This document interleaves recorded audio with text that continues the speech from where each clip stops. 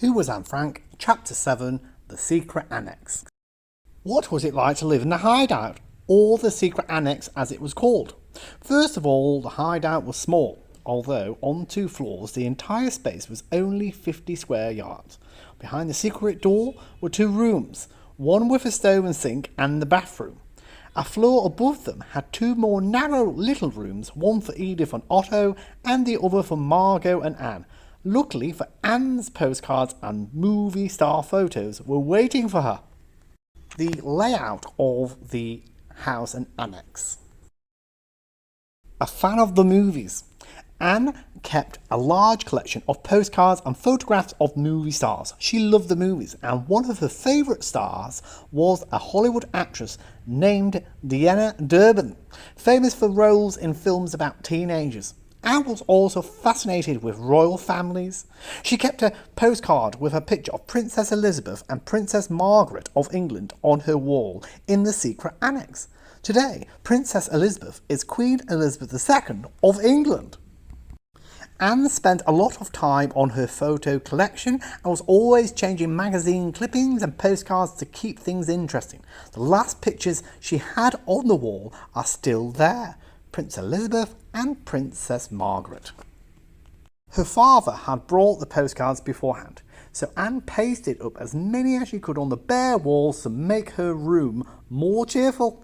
Food supplies were stored in the attic, which had 2 small windows. From one window, Anne could see a tall clock tower. From the other view was a large chestnut tree. The attic became the place where Anne would often go to be alone and think. One of the very first things Anne and her father did was sew rough curtains over the windows. They could not risk people outside noticing them. During the day, everyone in the annex had to walk barefoot and whisper. No one could use the toilet or turn on the faucet from 9 in the morning to 7 at night. People working in the office building might hear them. Anne said everyone was as quiet as baby mice. Trash was burned in the stove. It had to be done after dark because smoke coming out of the chimney might attract notice. It was a cramped space with just the Franks in it. Then a week later, another family joined them. They were friends of the Franks, Mr. and Mrs. Van Pels, and their child, 15-year-old Peter. Peter had brought his cat, Moochie. 5 months later, one more person joined the group, a man named Fritz Pfeiffer. Anne thought he was stuffy and boring. Nevertheless, Anne ended up having to share her room with Mr. Pfeiffer while Margot moved in with her parents. Miep was going to be the Franks' main link to the outside world. She was one of 4 helpers. Besides Miep, there was another young woman from the Pecton Company named Bep, and the 2 men who now ran Otto's business. Their names were Victor and Johannes. The helpers were putting their own lives at risk, but they would do whatever possible for their friends. Miep usually came first thing in the morning, while the offices were still empty. She got the day shopping list from Anne's mother or from Mrs. Van Pels. At lunchtime, she or one of the other helpers would return with the groceries. Miep brought books, newspapers, news of the outside world, and was most eager to hear about her friends. Even though 8 people were together all the time, it was lonely in the annex. Anne and her sister had never been very close. Margot was their mother's pet. Margot was pretty and intelligent and perfect. Next to her sister, Anne felt she came out second best. But she and Peter Van Pels became good friends. Anne was very happy to have Peter's company. She later developed a crush on him and wrote to Kitty when Peter kissed her for the very first time.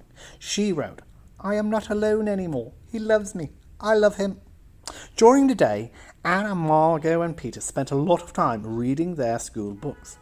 Otto Frank helped with their lessons. There was history, literature, foreign languages, geography, and math. Anne still hated math, but she wanted to keep up with her class. So did Margot and Peter. They hoped to return to school very shortly. Later on, they taught themselves shorthand, which is a type of speed writing. With so many people packed into the secret annex, quarrels broke out. It surprised Anne that grown-ups argued so much. Of course, sometimes the arguments were about Anne. Peter's parents thought Anne was spoiled. So did Mr. Pfeiffer. Edith Frank argued with her younger daughter more than ever, but even if they were boiling mad at one another, nobody could yell or make a scene. It was too dangerous. At night, sometimes everyone in the annex went downstairs to the empty offices. It wasn't the same as going outdoors, but still Anne could peek out the window and catch sight of people walking on the street. It was at night, however, that she sometimes felt saddest. She would think about all the things she had lost, her friends, her cat, the feel of sunlight on her skin, the smell of grass and flowers, and would pour out her troubles in her diary. She also started writing stories about life in the annex, stories about her childhood, and even fairy tales that she made up. Days turned into weeks, weeks turned into months. Winter came. Anne had been living in the secret annex for 6 months. Now it was dark out by 4:30 every afternoon. No lights could be turned on. They might attract attention. To pass the time, Anne and the others told riddles or talked about books they'd read. They even tried to exercise in the dark. The boredom was terrible, but being bored was not as bad as the fear of being found. One day there was a knock on the door to the secret annex. Was it Nazi soldiers? Was everyone going to be arrested? No. Thank goodness it was only one of their helpers. He told them that a carpenter was at work nearby in the offices and not to worry. Another time, Peter dropped an enormous 50-pound sack of beans. The sack opened the beans, and more beans clattered everywhere. Anne thought it was funny. She was up to her ankles in beans, but making any kind of racket was very risky.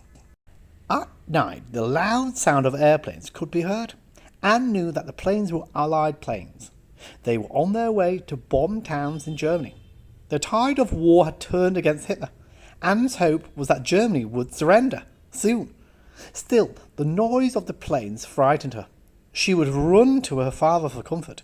He was the only person in the family who never scolded her. He was always ready to comfort her. By spring of 1943, food was scarce in the Netherlands. It became harder and harder for Miep and the other helpers to bring supplies to the annex. A year had come and gone. Every page in Anne's diary was filled, but Miep brought more paper so Anne could continue to write to Kitty. What Anne spent time writing about changed. She had become more serious. Her thoughts were often on the war.